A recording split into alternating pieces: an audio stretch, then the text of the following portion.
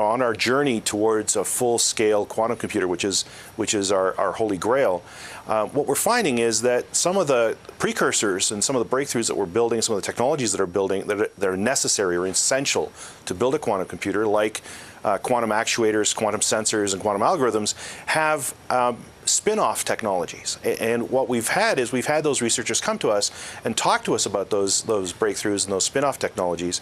And Doug and I have decided to invest in them formally.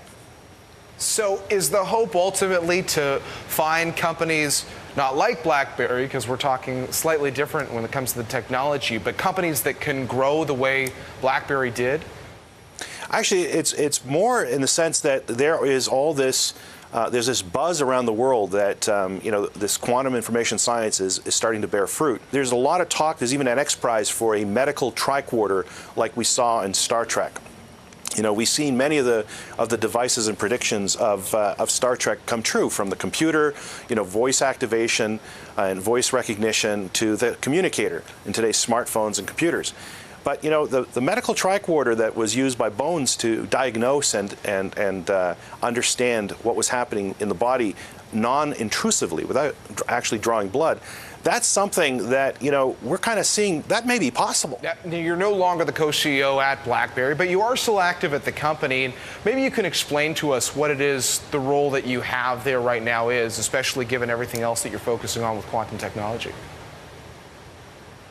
Well, I'm still vice chair. I'm a board director. I'm a shareholder, and I worked with the board and I worked with Select Group to look at far-reaching smartphone applications. I would imagine there has been buzz in Waterloo tied to the initial sales of the new BlackBerry devices. I would love to get your initial reaction to how the phone has been selling in the markets where it's been available.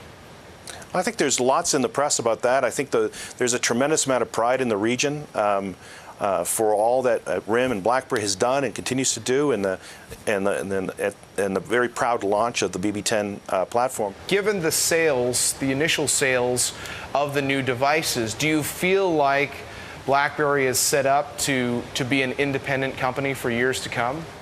Well, I have a great deal of confidence in the company and its management, and I think that I think that is something that we've worked hard on, and BB10 has been critically acclaimed in its functionality and capability. And I think these are questions that you can ask Thorsten. I think you have asked Thorsten.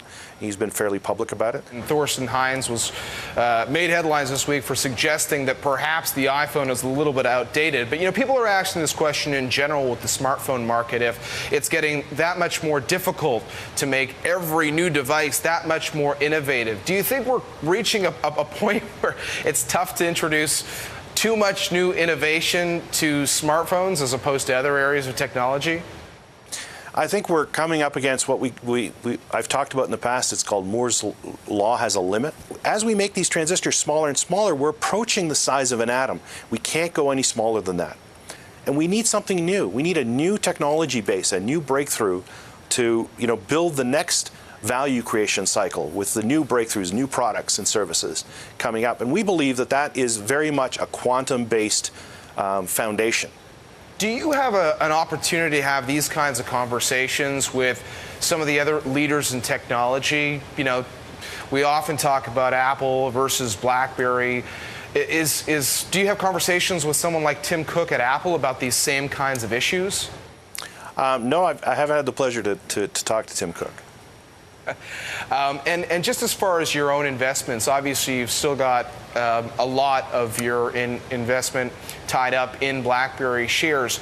Is that going to change longer term? Can you continue to do what you're focusing on now, holding your much of your investment in BlackBerry stock? Well, that's personal, and my personal investment strategy is something that I'm not going to comment on today. I understand. Just a final question on how the investments are going to roll out. What's the timing? How long they're going to be made, and when you're going to start to sort of want to see a return on the investments that you're making? Well, obviously we've already started, and we have no real hard time frame. Each deal will be independent and will stand on its own. You know, it could be 5 deals, it could be a couple dozen. It all really depends on the deals themselves, the technologies, the capabilities, and the opportunities.